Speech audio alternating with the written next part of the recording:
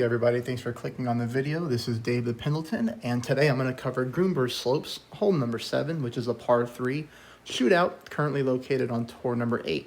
So this will continue my hole-by-hole tour number 8 walkthrough. If you're looking for more information on tour 8, remember you can click on the playlist section of my channel and you'll find everything neatly organized there. If you'd like to know more about my overall strategy towards tour 8, look in the description below and you'll see my strategy video for this tour. Now, I didn't get this shootout a whole lot over the past couple weeks when I was putting, this entire playthrough together. But I have enough replays to show you the wind angles and 2 different ways that you're going to want to play this hole that's going to set you up for success. This one's pretty straightforward, so we don't need to spend a lot of time. If you get tailwind or crosswind, we're going to play from the fairway that's right there before the green at 15% elevation, max distance of our club. That's going to be for any crosswind or any tailwind. If we get any form of headwind, we're going to play it from the first fairway. So we're going to bounce from fairway to fairway and then roll onto the green. We're going to play that one 10% at mid, and you're going to see what I mean. All right, so let's start with the easy wind where we play 15% at max. You're going to notice here that I put on quite a bit of backspin from this angle because we do get a pretty strong secondary wind push, which I've talked about in previous videos. So I'll skip over that. And here, as I normally do, I apply just a little bit of side spin that goes the opposite of the wind. Now, once you get this hole down, you're going to win this one a lot because opponents really mess this hole up. This green rolls extremely fast. You get a very strong secondary wind push because of how far your target is landing from, your target point to the hole. So there's a lot of things to account for when it comes into that. So there we pick up a hole in one, 15% at max. Same type of wind here, You see a very heavy on the backspin. And what I'm looking for the most part is to apply the backspin and get just a little bitty tail there at the end of my ball guide line to where it kind of flattens out. And I'll show you that here again. So perfect ball. This time we go just a little bit past the hole, but we're still fine at 1.72 yards to pick up a win. Here we have an opponent using a big dog, a club that I would really never recommend on tour 8 because you don't want to go to a shootout with it. Especially on this hole here because you don't have the backspin to work with, and you see what just happens, the ball takes off.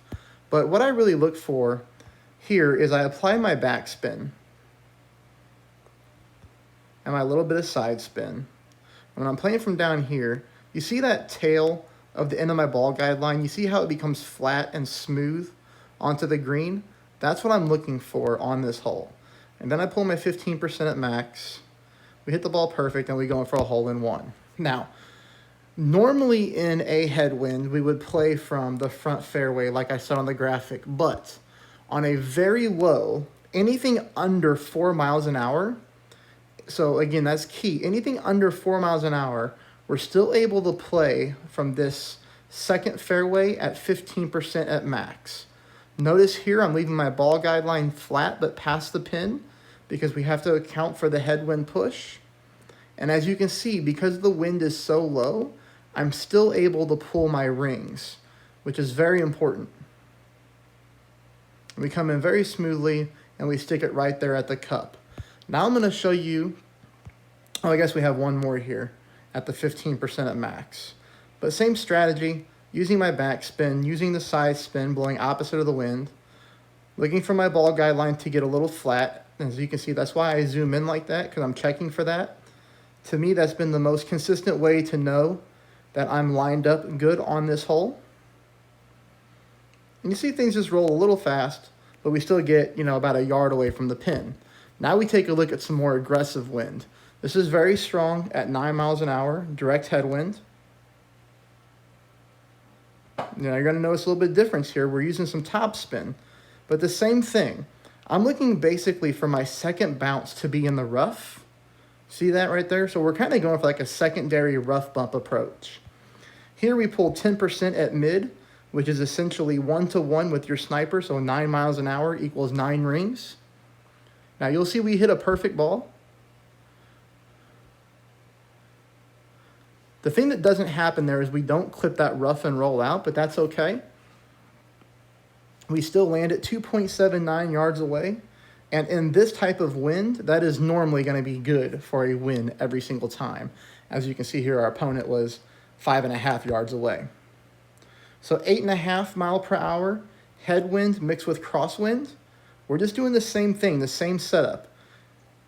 I got my ball guideline going through the hole because of the tailwind. I've got my second bounce in the rough. I pulled it at the 10% at mid.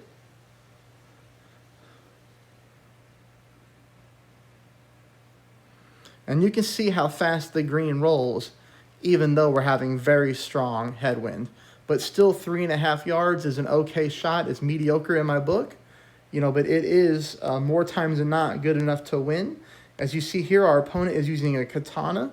So with a power 2 ball, you are able to play this bottom fairway. That should be an advantage as long as you know how to approach it.